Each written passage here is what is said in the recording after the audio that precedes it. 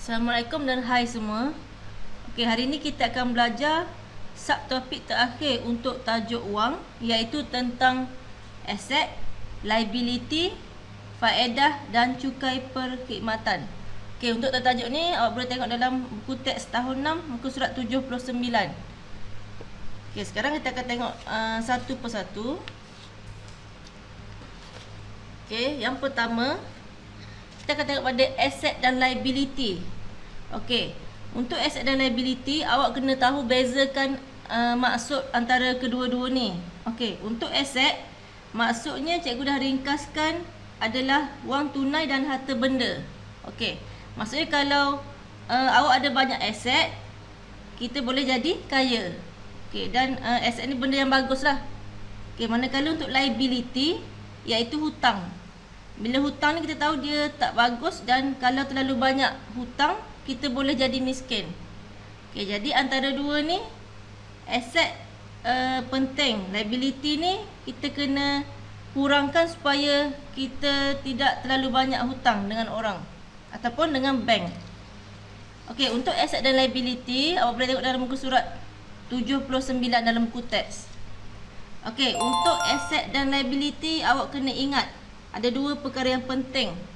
Okey, iaitu pengurusan kewangan yang baik. Okey, kalau untuk pengurusan kewangan yang baik, aset mestilah lebih banyak daripada liability. Okey, maksudnya harta banyak, hutang sikit. Okey, aset kan harta banyak, hutang sikit. Okey, itu adalah pengurusan kewangan yang baik. Okey, manakala untuk pengurusan kewangan yang kurang baik, liability lebih banyak daripada aset. Okey, maksudnya hutang banyak, harta sikit. Okey, yang ni tak baguslah. Okey, jadi kita mestilah beli ikut keperluan dan kemampuan, jangan ikut orang lain. Okey, contoh kalau gaji kita kecil je, gaji dalam 1,000 contoh, tapi nak beli kereta yang mahal-mahal. Okey, jadi tak boleh lah. Kita kena beli ikut kemampuan kita, supaya nanti tak bankrupt. Sebab takut aset ada tapi liability lagi banyak daripada aset. Okey, sekarang kita akan tengok contoh. Okey, cara nak jawab soalan aset dan liability. Okey, yang pertama awak tengok kat sini . Biasanya soalan aset liability ni dia akan bagi perbandingan antara dua benda lah. Okey, untuk contoh ni tentang pendapatan tahunan Encik Latif dengan Encik Faris. Okey, kita nak bandingkan antara dua orang ni, siapa yang lebih kaya dan lebih bijak menguruskan kewangannya. Okey, maksud lebih bijak uruskan kewangan macam cikgu bagi tahu tadi, aset dia banyak, liability dia sikit. Okey, nak tengok siapa antara dua orang ni, Encik Latif, Encik Faris, yang lebih bijak uruskan kewangan. Okey, bila bijak uruskan kewangan mesti dia lebih kaya. Okey, yang pertama kita tengok satu persatu. Encik Latif dulu. Okey, Encik Latif dia ada aset, rumah dia 90,000.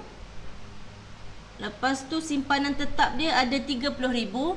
RM30,000 ni RM. Lepas tu dia ada kereta harga 40,000. Okey, kalau awak perasan perkataan ni, tak ada perkataan pinjaman depan dia. Maksudnya dia dah bayar habis. Rumah dah bayar habis. Tu simpanan tetap ni duit yang dia ada. Kereta ni yang dia dah bayar habis, dah tak ada berhutang dengan bank. Okey, jadi bila dah bayar habis, maksudnya tu adalah harta yang dia ada, aset dia. Jadi ni benda yang bagus, yang atas ni. Okey, manakala liability ataupun hutang Encik Latif ni, okey, dia ada pinjaman perumahan. Okey, pinjaman perumahan dia belum habis lagi, masih ada RM60,000. Lepas tu ada pinjaman kereta RM20,000. Pinjaman pelajaran RM18,000. Ni adalah hutang-hutang yang dikena selesaikan dahulu. Okey, boleh? Maksudnya macam kereta ni bila dah habis bayar, barulah tu jadi harta dia. Sementara masih pinjaman ni, ada perkataan pinjaman, ni adalah liability. Okey, kena tahu bezakan kalau kereta sahaja dengan pinjaman kereta. Ni pun sama. Rumah ni, kalau perkataan rumah je adalah aset. Kalau pinjaman perumahan ni adalah hutang sebab belum habis bayar pinjaman ni, perkataan pinjaman. Okey, manakala Encik Faris, okey, pendapatan dia pun sama 51,000. Okey. Lepas tu dia ada rumah harga 90,000. Okey, sama dengan Encik Latif. Simpanan tetap dia 10,000. Okey, kurang daripada Encik Latif. Dan kereta dia dia ada harga 20,000. Kurang daripada Encik Latif. Okey, liability dia pula. Okey, maksudnya tanggungan hutang dia yang belum habis. Yang pertama, pinjaman perumahan. Okey, dia masih ada kena bayar dengan bank 30,000. Pinjaman kereta 10,000. Pinjaman pelajaran RM15,000. Hutang kad kredit RM5,000. Okey, kad kredit. Macam Cik Latif tak ada hutang kad kredit. Okey, kita tak boleh tengok macam tu saja sebab kita kena kira satu-satu baru kita dapat bezakan sama ada antara Encik Latif dengan Encik Faris yang mana yang lebih bijak dan lebih kaya. Okey, caranya kita akan kira dulu jumlah aset yang dia ada. Okey, yang pertama tengok pendapatan tahunan dia sama sahaja. Jadi sepatutnya harta Cik Latif dengan Cik Faris ni tak banyak beza pun. Tapi nak tengok siapa yang pandai uruskan kewangan, kita akan kira satu-satu. Okey, yang pertama untuk Cik Latif dulu. Okey. Untuk Encik Latif, kita akan kira satu-satu. Kita akan kira aset dulu.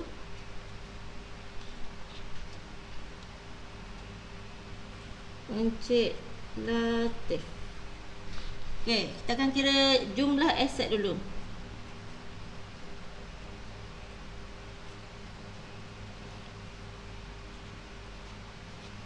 RM90,000 tambah RM30,000 tambah RM40,000.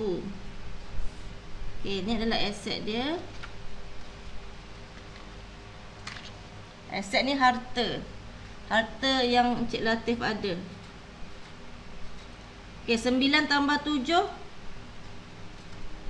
16,000. 16. Okey, jadi harta dia adalah sebanyak RM160,000. Okey, ni harta ataupun aset yang Encik Latif ada. Okey, kita tengok jumlah hutang ataupun jumlah liability-nya. Ejaan kena betul ya, liability. Okey, kita tambah je. Okey, 60,000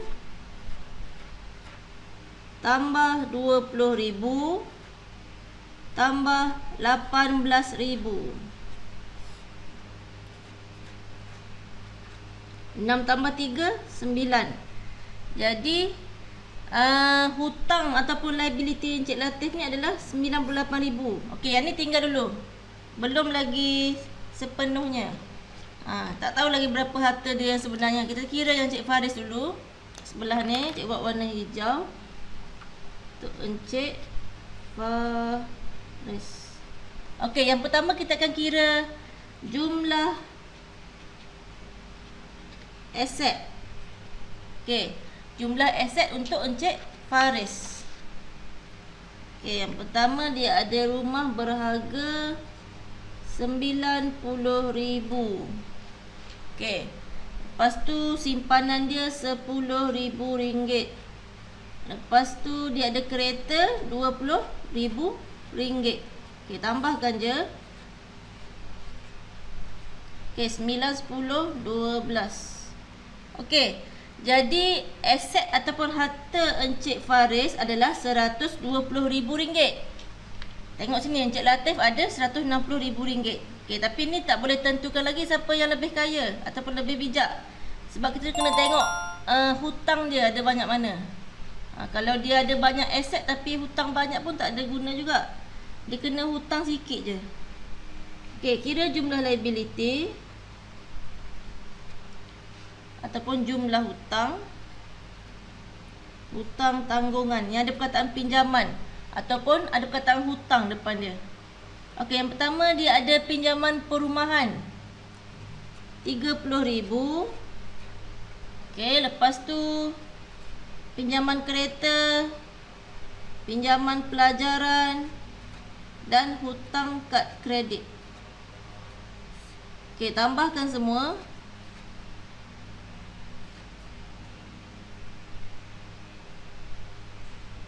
Okey, dia ada RM80,000.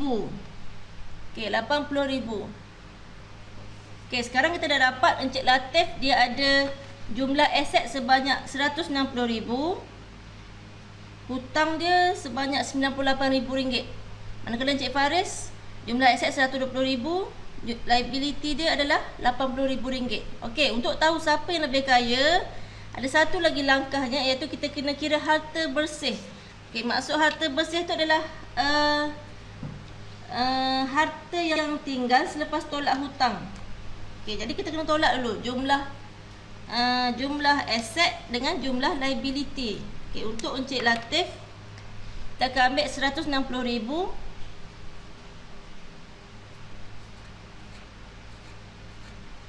tolak RM98,000.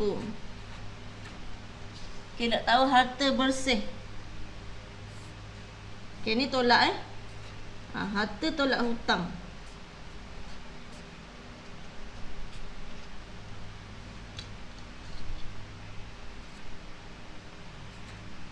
Okey, jadi harta bersih untuk Encik Latif, okey, ni harta bersih. Maksudnya selepas tolak hutang dia.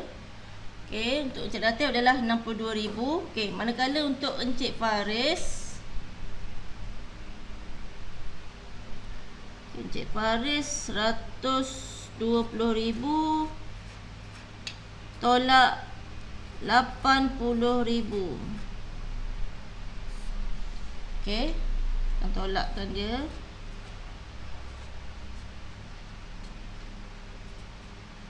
Okey, harta bersih Encik Faris pula adalah sebanyak 12 tolak 80,000. Okey, adalah sebanyak 40,000. Okey, jadi antara dua ni, tengok harta bersih siapa. Lepas tolak hutang, siapa yang lebih banyak? Orang yang lebih banyak duit dia adalah orang yang lebih bijak uruskan kewangan dia dan lebih kaya. Okey, jadi jawapannya adalah Encik Latif. Okey, Encik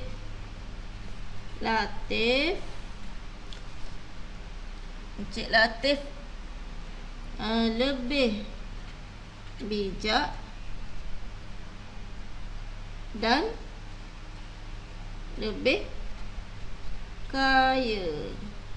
Okey, itu adalah kesimpulan dia. Mesti tulis. Yang pertama kira jumlah aset, so kira jumlah liability. Lepas tu nak tahu harta bersih dia, tolak jumlah aset tolak jumlah liability. Okey, kat sini ada pembetulan sikit tadi. 3, 4, 5, 6. Sini 6 ya. Okey, RM60,000.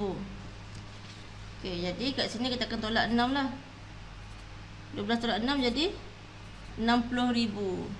Okey, jadi harta bersih Encik Latif adalah sebanyak RM62,000. Manakala harta bersih Encik Faris adalah RM60,000. Okey, jadi sama juga, tetap yang lebih kaya dan lebih bijak adalah Encik Latif sebab dia lebih banyak. 62,000 dengan 60,000, 62,000 lebih banyak. Okey, boleh faham untuk aset dan liability. Aset adalah harta, liability adalah hutang. Okey, seterusnya kita akan belajar sama-sama tentang maksud faedah. Okey, faedah ataupun dalam kata lain boleh juga ditukar dengan perkataan dividen ataupun bonus. Sama je, kalau nampak perkataan faedah, dividen, bonus sama sahaja. Okey, maksud dia boleh tengok dalam buku teks muka surat 18. Okey, tapi cikgu nak beritahu awak kat sini, untuk faedah ni ada dua jenis. Okey, yang pertama faedah simpanan, yang kedua faedah pinjaman. Okey, maksudnya bila awak simpan duit kat bank, ada faedahnya yang akan dapat berapa peratus. Dan kalau awak buat pinjaman pun sama, ada faedah juga. Dia gunakan istilah yang sama sahaja. Okay, jadi tak semestinya faedah ni yang awak dapat sahaja. Contoh kalau faedah simpanan ni yang kita dapat lah. Manakala untuk faedah pinjaman ni yang kita kena bayar. Contohnya macam pinjaman pendidikan. Dia akan kira berapa faedah setahun kita kena bayar. Kalau faedah simpanan ni pula yang kita simpan kat bank duit kita, lepas tahun berapa bank akan bagi faedah kepada kita. Okey, kena bezakan dua jenis faedah. Okey, yang pertama awak kena hafal. Okey, ni senang je. Cara nak kira nilai faedah. Okey, cara nak kira nilai faedah. Okey, awak cuma perlu ambil jumlah simpanan ataupun jumlah pinjaman. Okey, dalam soalan dia akan nyatakan jumlah ni, berapa ringgit, berapa RM. Okey, darab dengan nilai faedah, darab dengan faedah iaitu peratusnya. Nanti cikgu akan tunjuk contoh dalam soalan. Dan darab dengan tempoh. Maksudnya tempoh lama mana nak suruh bayar faedah tu. Contoh 1 tahun ke, 5 tahun ke, 10 tahun ke, ataupun setengah tahun ke. Okey, biasanya lebih daripada setahun lah soalan. Okey, jadi kita akan tengok sama-sama dalam soalan. Okey, contoh. Hitung nilai faedah yang diterima. Okey, kalau diterima ni maksudnya faedah simpanan. Sebab kita dapat. Okey, yang diterima oleh Badrul apabila dia menyimpan RM2,000 dalam bank. Okey, dia simpan RM2,000 dalam bank selama 4 tahun dan diberi kadar faedah sebanyak 3.2% setahun. Okey, setahun dia dapat 3.2%. Bank tu bagi faedahnya sebanyak 3.2%. Okey, jadi soalan dia nak nilai faedah yang diterima. Kita gunakan formula yang cikgu bagi tahu tadi, hanya darab je. Okey, sekarang ni ada simpanan. Okey, dah ada kat sini 2,000. Kita tulis sahaja. M 2,000. Okey, lepas tu darab. Darab dengan faedah. Maksudnya berapa peratus, berapa persen. Okey, ada nampak simbol ni simbol peratus. 3.2. Okey, peratus ni macam kita dah belajar sebelum-sebelum ni. Maksudnya adalah per 100. Okey, boleh? Lepas tu dia darab dengan tempoh. Okey, maksudnya berapa lama? Dia nak dalam tempoh 4 tahun. Tulis nombor 4. Tulis macam ni dah dapat 1 markah dah. Maklumat kena letak tempat yang betul. Okey. Lupa nak bagi tahu tadi, untuk faedah ni awak boleh tengok dalam buku teks muka surat 81. Okey. Kalau nak tengok contoh dalam tu. Okey, sekarang kita akan selesaikan persamaan ni. Okey, ada sifar yang kita boleh potong.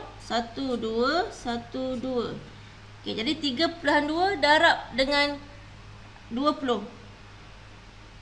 Okey. 3.2 darab. Okey, kita buat 2 dulu. 2, 4, 6. Okey, letak sifar 20. Okey, boleh? Lepas tu tengok dari belakang, sekali je titik. Sekali ni titik. Dia dapat 64 kan? Okey. 64 ni ni belum kita kira lagi tadi. Okey, 64 darab 4. 64 darab 4. Okey, 4 darab 4 16. 6 darab 4 24, 25. Okey. Jadi nilai faedah yang Badrul dapat adalah sebanyak RM256 untuk tempoh 4 tahun. Okey. Boleh? Ini adalah faedah simpanan. Okey. Seterusnya kita tengok contoh untuk faedah pinjaman. Pengiraan sama sahaja. Cuma yang pinjaman ni kita kena bayarlah sebab pinjam. Yang tadi kita simpan, kita dapat bank bagi. Okey. Kita baca soalan dulu. Ismail mendapat pinjaman pelajaran berjumlah RM40,000. Okey, contoh pinjaman pelajaran macam yang kita tahu PTPTN. Contoh waktu belajar Ismail buat pinjaman PTPTN dapat RM40,000. Okey, bila pinjam maksudnya bila Ismail dah bekerja nanti dia kena bayar balik PTPTN tu. Sebab dah pinjam waktu belajar dulu. Okey. Faedah yang dikenakan setiap tahun adalah 0.9%. Okey, tak banyak pun faedah yang dikenakan. Berapakah faedah yang perlu dibayar? Okey, tengok perkataan dibayar. Okey. Kalau dia pinjam, maksudnya faedah tu kita kena bayar lah lepas tu. Macam soalan yang contoh satu tadi, faedah yang kita dapat sebab kita menyimpan. Ni kita pinjam. Bila pinjam, kita kena bayar sebanyak 0.9% faedah untuk setahun. Okey. Jadi berapakah faedah yang perlu dibayar oleh Ismail dalam tempoh 5 tahun? Okey. Kita dah ada semua maklumat untuk kita darabkan. Okay, jadi kita boleh terus darab. 40,000 ni adalah pinjamannya. Darab dengan kadar faedah iaitu 0.9%. Okey.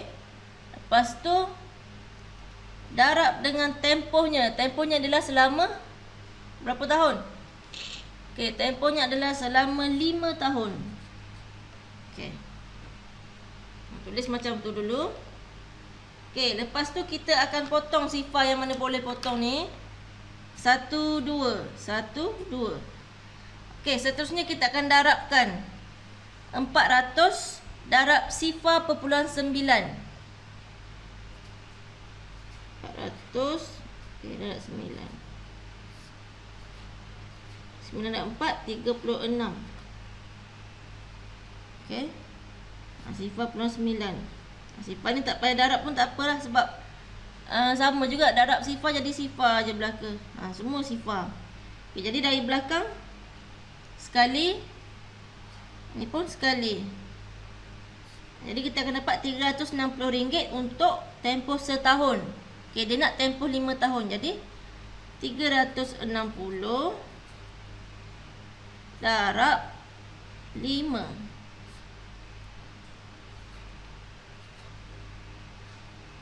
5 darab 3, 15, 16, 17, 18. Okey. Jadi untuk tempoh 5 tahun, okey, tempoh 5 tahun, nilai faedah yang Ismail kena bayar kepada bank untuk pinjaman pelajarannya dulu adalah sebanyak RM1,800. Ni ada untuk tempoh 5 tahun.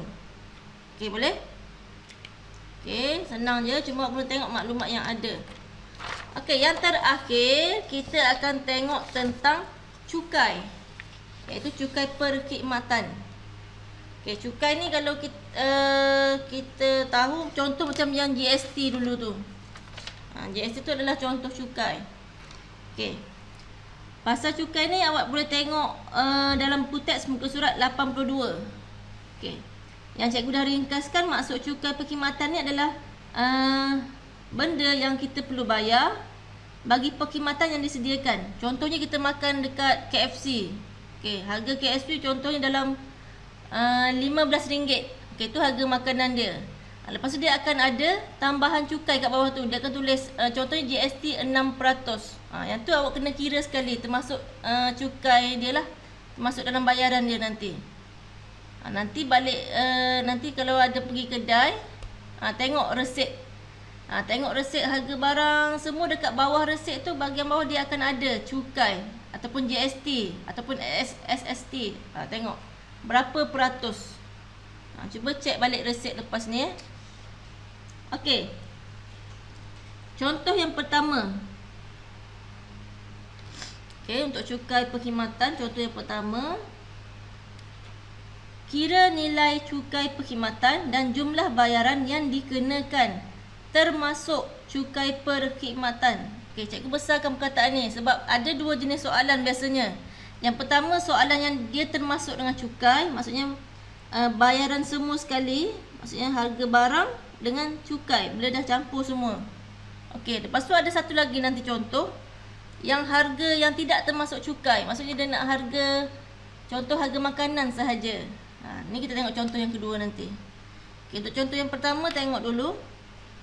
Okay, dia ada beli nasi ayam RM13, mi kari RM17.70, susu soya RM4.80. Okey, jumlah semua ni dia dah kirakan untuk kita adalah RM35.50. Okey. Sekarang soalan ni nak kita kira nilai cukai perkhidmatan. Okey, ni yang pertama dia nak. Okey, yang kedua dia kata jumlah bayaran. Okey, maksudnya RM35.50 tambah dengan nilai cukai 6% ni. Berapa nak bayar?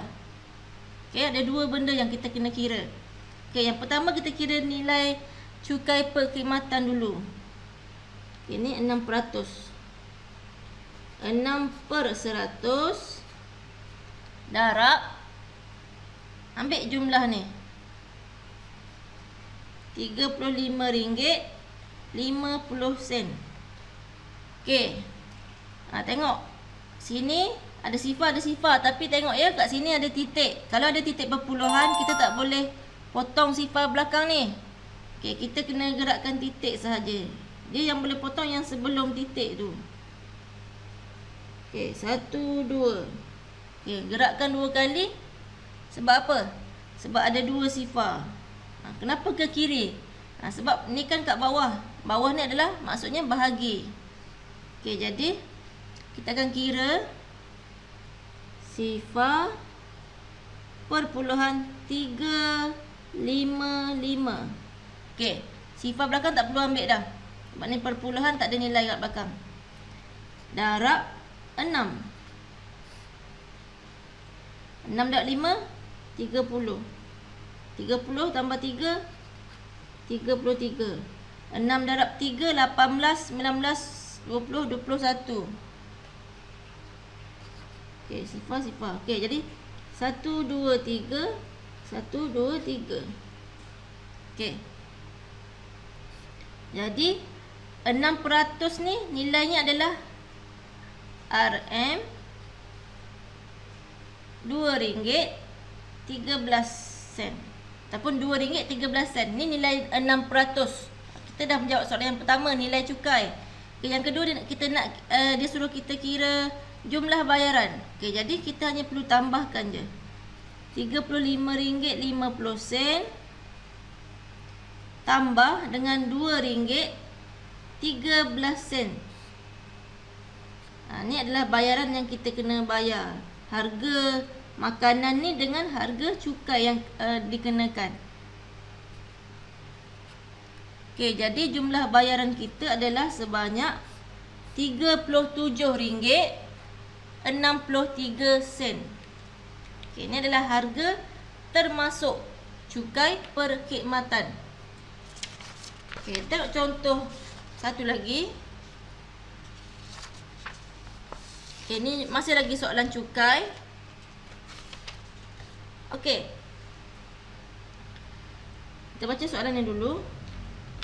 Bayaran penginapan di hotel adalah RM350. Okey, kita tidur kat hotel, harga dia RM350. Okey, termasuk cukai perkhidmatan sebanyak 6%. Okey, RM350 ni dah termasuk dengan cukai. Semua sekali dah. Okey, hitung bayaran itu tanpa cukai perkhidmatan. Maksudnya dia nak harga, contoh harga bilik tu je. Dia tak nak harga termasuk cukai ni. Contoh macam soalan tadi ni, dia bagi jumlah harga, dia suruh kita kira cukai, dia suruh kira semua. Macam soalan yang kedua ni, dia dah bagi jumlah semua. Maksudnya dia dah bagi RM37.63. Dia suruh kita cari harga yang ni saja tanpa 6% ni. Dia terbalik sikit soalan ni. Okey, soalan ni ramai yang tak tahu jawab, tapi sebenarnya sangat senang. Okey. Jadi cikgu akan lukis sedikit supaya awak senang nak faham. Okey, yang pertama,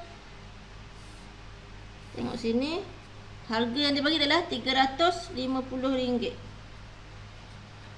Okey, RM350.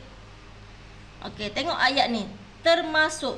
Okey, RM350 ni dah termasuk dengan cukai perkhidmatan. Okey, jadi kita akan anggap, lukis satu lagi. Okey. Harga asal bilik tu kita anggap dia sebagai 100%. Ini adalah 100%. Ni harga untuk bilik sahaja. Okey. Tengok cukai dia berapa. Cukai dia adalah sebanyak 6%. 6% ni adalah harga cukai. Okay. Yang ni adalah harga tanpa cukai. 100% tu. Okey, boleh? Jadi sebenarnya kalau kita tambahkan 100 dengan 106 ni, 100 dengan 6 kita akan dapat 106. 106% ni adalah berapa sebenarnya? Ni. Nilainya adalah RM350. RM350 bersamaan dengan 106%. Maksudnya 100 tu harga bilik tanpa cukai, tambah dengan cukai 6%. Okey. Jadi dapatlah harga RM350. Okey, sekarang ni soalan ni kita kena kira bayaran tanpa cukai. Kita tak nak yang 6% ni. Kita nak 100% ni sahaja. Okey, jadi mula-mula kita senaraikan dulu macam yang cikgu dah ajar. Kita guna konsep perkadaran tu. Okey, maklumat yang kita tahu adalah 106%. Maksudnya harga bilik dan cukai sekali termasuk cukai ni bersamaan dengan RM350. Okey, yang ni yang kita dah tahu. Okey, sekarang ni kita nak soalannya kita suruh kira tanpa cukai. Maksudnya yang 100% ni tanpa cukai. Yang ni yang kita nak tahu.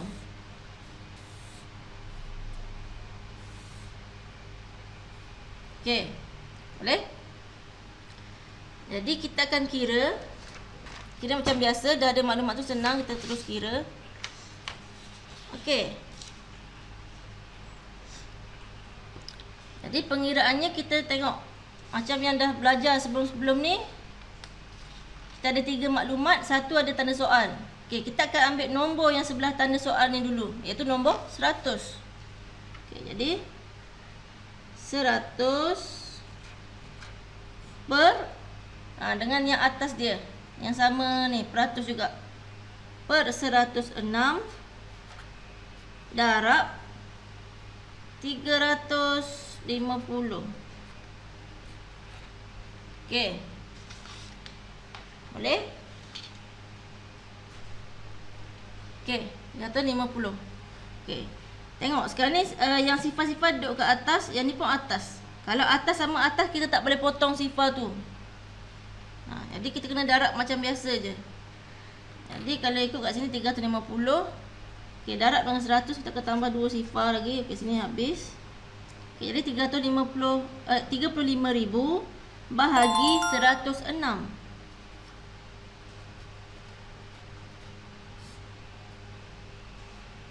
Okey, jadi kita kena buat sifar 106.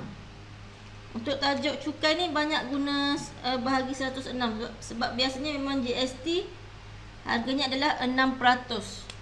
Okey, kita akan buat sikit sifar 106.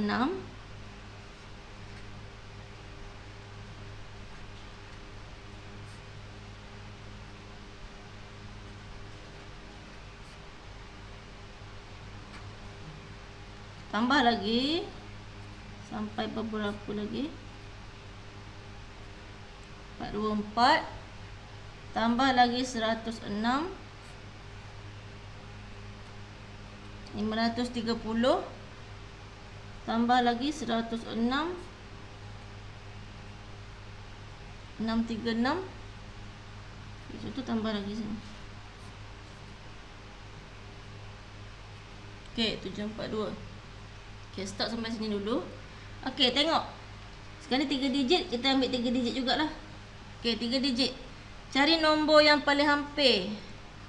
Okey, paling hampir dengan 350. Okey, kita ada sini 318. Ini 1, 2, 3, 4, 5, 6, 7. Okey, kita ambil yang ketiga ni. Tulis 3 atas ni. 318 yang paling hampir. Okey, dapat 32. Turun sifar. Okey, masih lagi boleh guna darab 3. Sebab yang ni yang paling hampir. Okey, 2. Okey, seterusnya kita akan turun lagi sifar. Dapat 20. 20 tak ada. Mestilah sifar je lah. Turun sifar. Tak ada sifar, turun sifar. Bila turun sifar tiba-tiba macam ni, letak titik perpuluhan. Okey. Jadi 106 nak cari 200 tak boleh. Sini kita ambil 1. 1 106 10 91 4 94. Okey. 94. Turun satu lagi. Sifar. Okey, 940. Okey, cuba satu lagi sini. 848. Okey, yang ni dah terlebih, jadi kita akan ambil 8 ni. 848. Okey, kita boleh stop sampai sini je. Okey, sini 13 8. Okey, sini akan jadi 9 92. Okey, kita akan turun satu lagi sebab kita nak tengok berapa kita nak genapkan dia nanti. Nak kena bunda. Okey, 920. Paling hampir masih lagi 8. 848. 10 11 2 7. Okey, stop sampai sini sebab kita unit dia adalah RM sekarang ni. Okey, bila RM ringgit, kita ada dua tempat perpuluhan saja kat belakang kan, belakang titik. Jadi bila kita dapat banyak baki macam ni, okey, sebab dia sifir 106 tadi, kita bundarkan supaya sini dapat dua tempat perpuluhan je kat belakang ni. Okey, tengok sini, 8 ni adalah kaya. Bila kaya kena tambah 1. Okey, jadi jawapannya kita akan dapat, kita tulis kat bawah ni, RM RM330 19 sen. Okey. Okey. Jadi harga bayaran bilik hotel tadi tanpa cukai perkhidmatan adalah RM330 19 sen. Okey, berbanding dengan RM360 ni harga termasuk cukai. Tanpa cukai lepas tolak 6% tu adalah RM330 19 sen. Okey, jadi itu adalah tentang tajuk aset, liability, faedah dan cukai. Jadi lepas ni kita akan belajar untuk tajuk seterusnya, itu tajuk wang. Okey, sekian, terima kasih.